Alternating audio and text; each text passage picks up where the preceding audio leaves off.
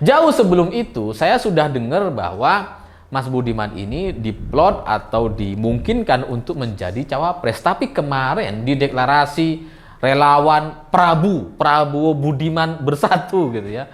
Ternyata Prabowo cuma menyinggung soal duta besar. Itu kan jauh sekali dari cawapres ke dubes, jauh.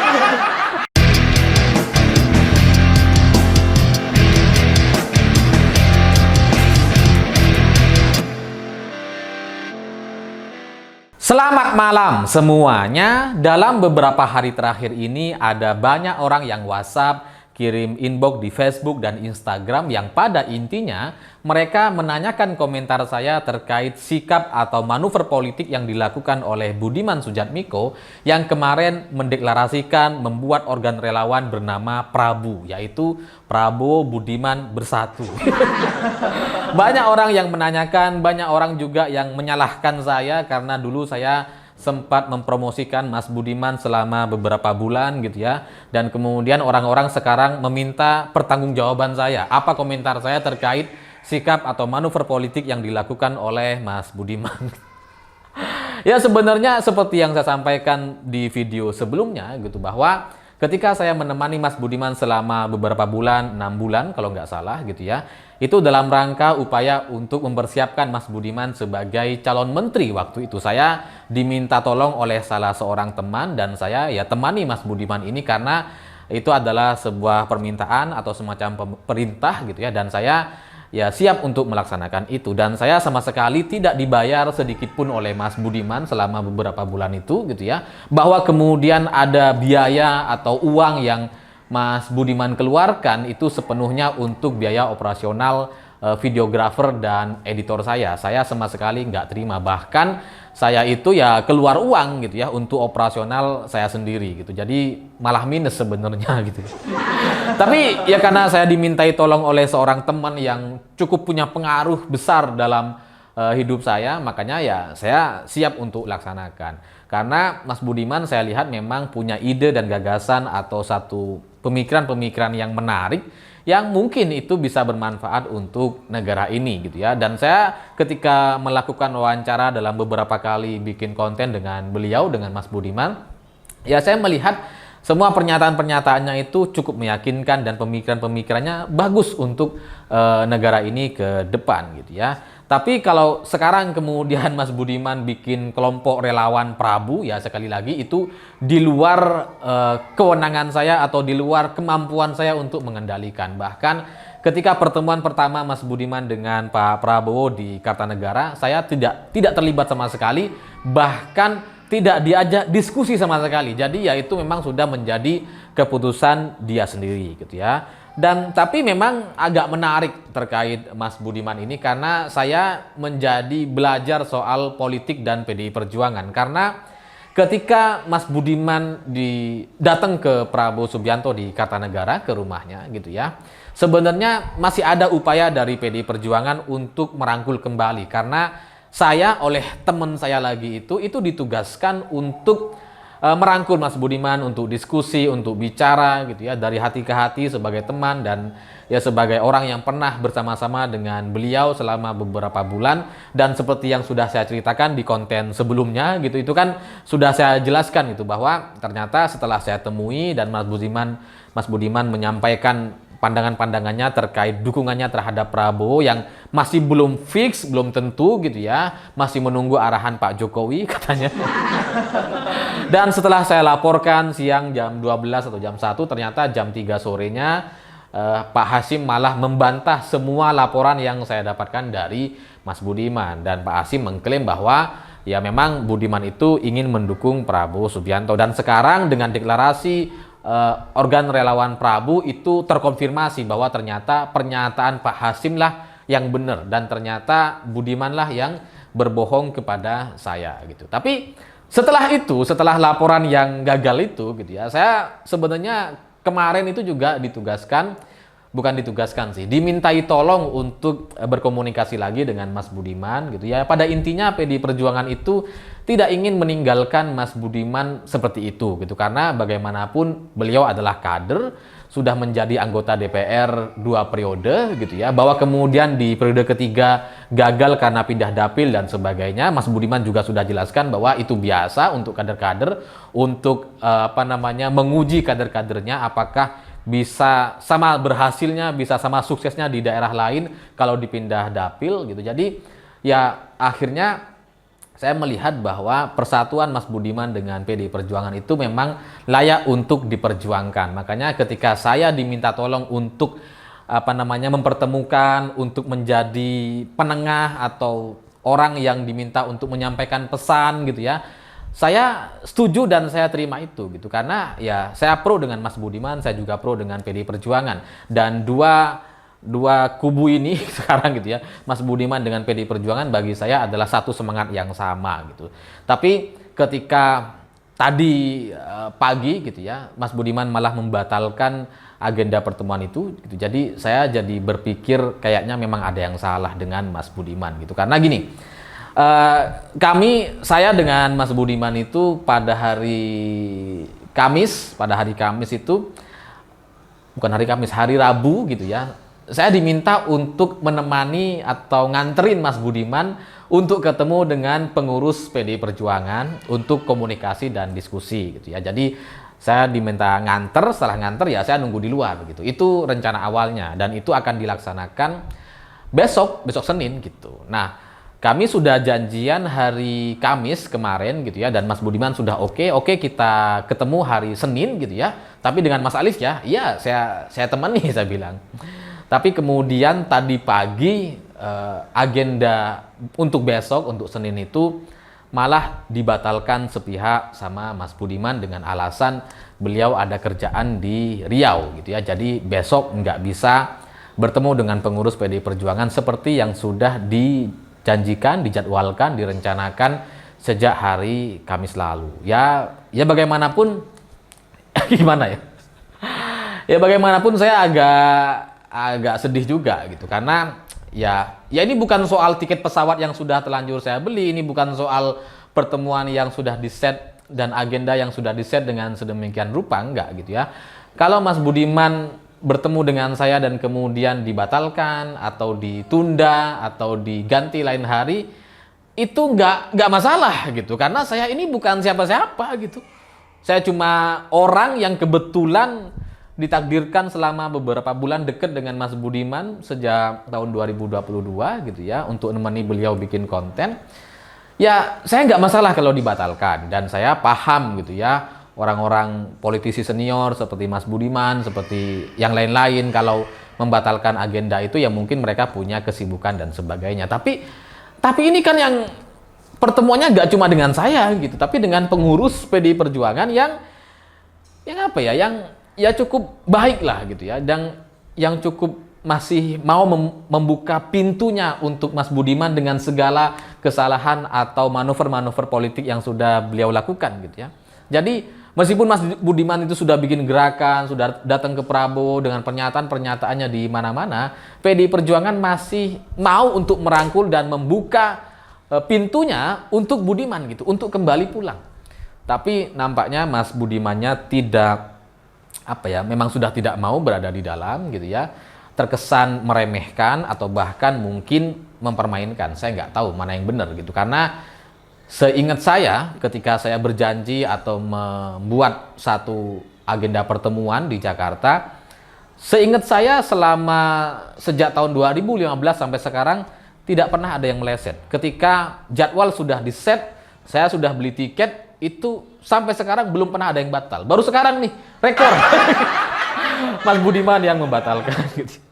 Ya, tapi sekali lagi, itu terserah Mas Budiman. Saya kan cuma menyampaikan pesan saja gitu ya. Tapi dari semua pengalaman-pengalaman ini, saya akhirnya menyimpulkan bahwa ada banyak pernyataan Mas Budiman yang tidak sesuai dengan kenyataannya. Seperti misalkan dulu 2 minggu lalu Mas Budiman bilang bahwa dia nggak akan dukung Prabowo, dia hanya melihat Prabowo itu potensial, dan Mas Budiman menunggu komando atau ikut instruksi dari Pak Jokowi. Tapi ternyata menurut Pak Hasim enggak, ini sejak awal memang mau dukung Prabowo Subianto, dan kemarin ketika bikin organ relawan Prabowo Budiman itu menunjukkan bahwa Ya ternyata Pak Hasyim lah yang benar. Lalu kemudian dulu kalau nggak salah saya bikin video di Banyumas dengan Mas Budiman yang pada intinya dia itu loyal sekali dengan Ibu Megawati. Beliau bilang saya itu di PD Perjuangan seperti orang yang terlantar terus kemudian masuk ke dalam rumah, saya diberi kamar sendiri khusus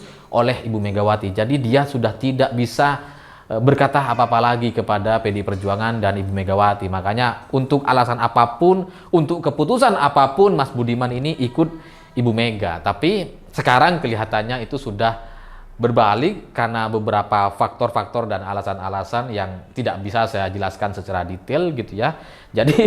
Jadi nampaknya Mas Budiman yang beberapa bulan yang lalu gitu itu sudah berbeda dengan hari ini gitu ya. Beberapa pernyataannya itu tidak sesuai dengan kenyataannya. Tapi bagi saya gitu ya, saya pribadi sebagai teman, sebagai sahabat, sebagai orang yang pernah menemani Mas Budiman selama beberapa bulan, ya nggak lama memang gitu ya, tapi saya tuh ikut sedih gitu karena Mas Budiman ini kan gimana ya, dia ini apa yang nggak dia dapat di PD Perjuangan gitu ya, DPR 2 periode, dia jadi komisaris juga sampai sekarang gitu ya, dan itu berdasarkan seingat saya, setahu saya itu berdasarkan rekomendasi dari PD Perjuangan.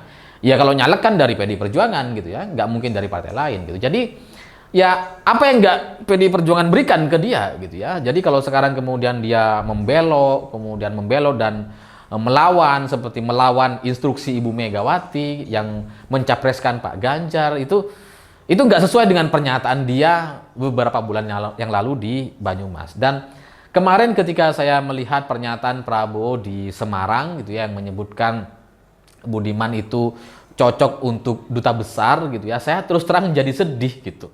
Karena setahu saya kan cukup intens komunikasi dengan timnya Mas Budiman, baik itu tim keuangan dan tim komunikasinya gitu ya. Seingat saya, dalam kesimpulan saya, Budiman ini dijanjikan menjadi calon wakil presiden. Jauh sebelum Mas Budiman datang ke Kartanegara yang bikin heboh di media itu gitu ya, yang katanya cuma diskusi dan sebagainya itu.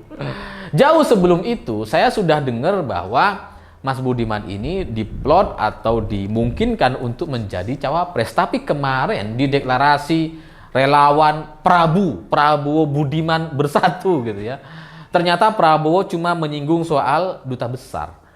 Itu kan jauh sekali dari cawapres ke dubes. Jauh. Lah kalau cuma dubes gitu ngapain nunggu Prabowo jadi presiden? Besok juga bisa itu. Pak Jokowi juga bisa kasih, PD Perjuangan kapanpun bisa rekomendasikan gitu. Kalau cuma jadi dubes gitu ya, masa gak bisa? Padahal setahu saya PDI Perjuangan itu merencanakan Mas Budiman ini sebagai menteri gitu, menterinya Pak Jokowi gitu. Jadi kalau sekarang Prabowo hanya menjanjikan dubes dan itu belum terjadi, nunggu Prabowo menang dulu, kalau itu menang gitu kan. Itu kan ya dibohongi hidup-hidup itu. Dibohongi dalam kondisi sadar gitu. Ya ngapain jadi dubes kalau kemudian ngapain bikin deklarasi relawan Prabowo Budiman kalau ujungnya cuma jadi dubes.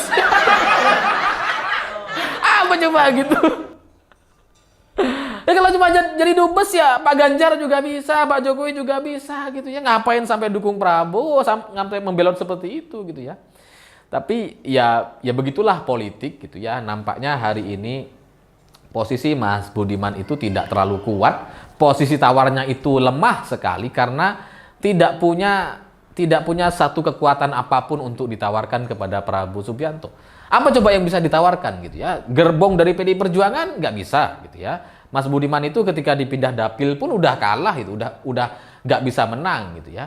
Jadi gerbong apa yang coba ditawarkan? Kalau mau bicara soal logistik, setahu saya Mas Budiman juga punya permasalahan keuangan yang cukup pelik gitu ya. Jadi ya nggak punya apa-apa untuk ditawarkan. Kalau kemudian harus melawan Erlangga, terus Erick Thohir sebagai bakal cawapresnya Prabowo, ya Mas Budiman nggak ada apa-apanya gitu, nggak bisa jadi apa-apa juga gitu.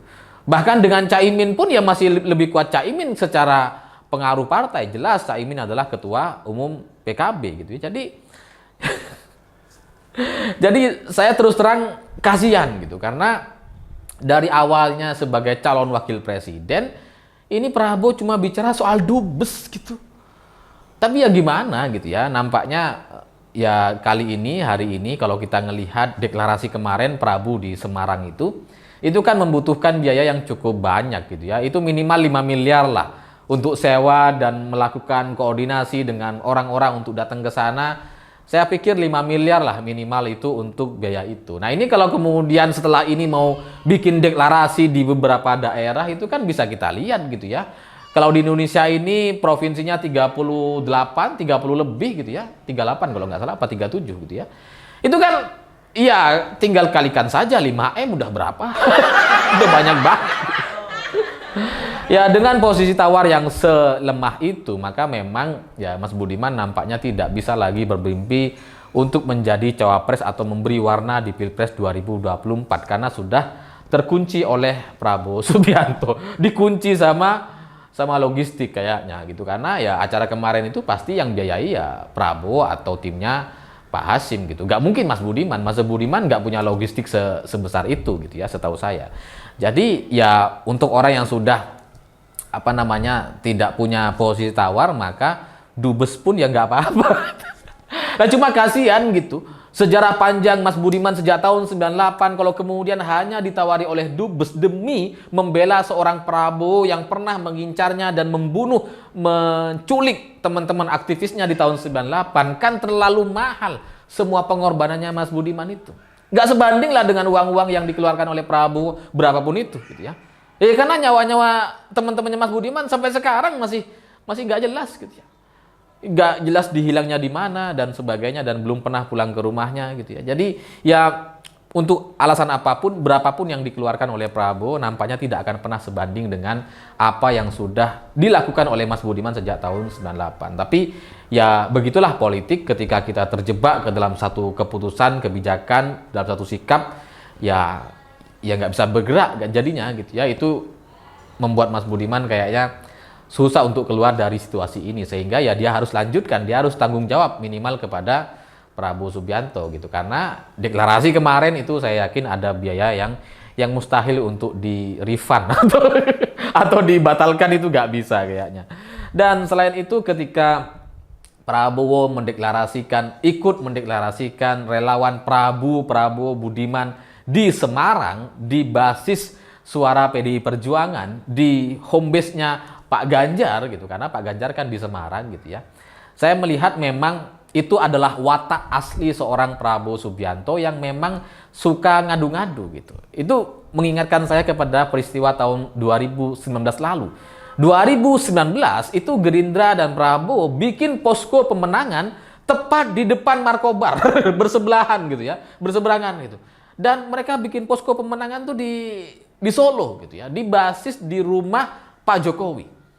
Itu ya adalah upaya propaganda, upaya untuk untuk serang-serangan gitu ya, upaya untuk manas-manasi lawan. Dan ya itulah watak asli dari seorang Prabowo Subianto yang suka bikin onar, suka bikin kegaduhan gitu ya, yang bicaranya soal persatuan tapi memecah belah. Yang bicaranya soal kita harus bersatu, tapi di sisi lain dia memecah dan bikin provokasi kepada orang-orang gitu ya. Karena dia bikin deklarasi di Semarang itu adalah bentuk satu perlawanan atau untuk memprovokasi orang-orang di PDI Perjuangan di Jawa Tengah gitu. Kan bisa aja sebenarnya bikin di Jakarta atau di mana gitu ya, yang bukan menjadi basis dari PDI Perjuangan. Ini kenapa di Semarang sih gitu ya. Tapi ya begitulah orang-orang yang suka kegaduhan, begitulah Prabowo Subianto dan wataknya gitu. Jadi kalau dari sisi saya, apa yang dilakukan oleh Prabowo di Semarang kemarin itu mengulang blunder dia di tahun 2019 lalu. Karena dengan peristiwa ini nampaknya PDI Perjuangan semakin solid, semakin melakukan konsolidasi untuk melakukan pemenangan untuk Pak Ganjar, terutama di Jawa Tengah gitu. Karena ini seperti membangunkan banteng yang sedang sedang siap-siap gitu. Bantengnya masih belum masih belum siap untuk masuk ke lapangan sebenarnya, masih siap-siap gitu ya. Tapi sudah diprovokasi, sehingga mau nggak mau sekarang banteng yang sebelumnya masih menunggu, masih santai, belum mulai pertandingannya, itu sekarang sudah langsung masuk. Jadi yang semula mungkin kita PDI Perjuangan tidak terlalu khawatir dengan posisi Jawa Tengah, tapi setelah diprovokasi oleh Prabowo dengan deklarasi relawan Prabu di Semarang, ini semakin membangkitkan semangat kader-kader dari PDI Perjuangan. Dan itu nampaknya awal mula Prabowo akan kalah lagi di Pilpres 2024 karena melakukan blunder yang sama seperti tahun 2019 lalu. Dan ke depan kita bisa melihat apakah akan ada lagi blunder-blunder apa lagi yang akan dia lakukan. Saya pikir itu. Terima kasih sudah menonton. Begitulah kura-kura.